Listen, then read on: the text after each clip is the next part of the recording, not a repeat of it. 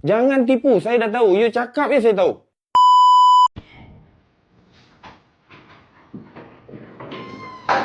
Allah.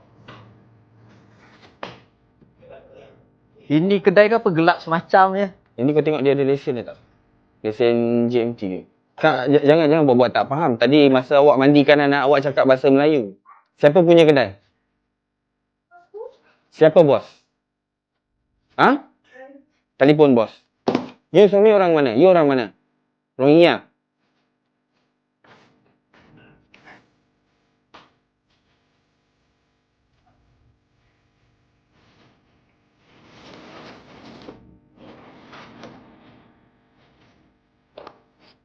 Masak banyak macam ni. Satu paket sekali masak. You tahu tak ni kena ada lesen kalau nak simpan. Ni siapa beli? Ini kedai beli masak-masak. You tak boleh simpan banyak macam ni. Kalau nak masak belilah sepaket 2 je. Minyak ada simpan minyak. Minyak masak.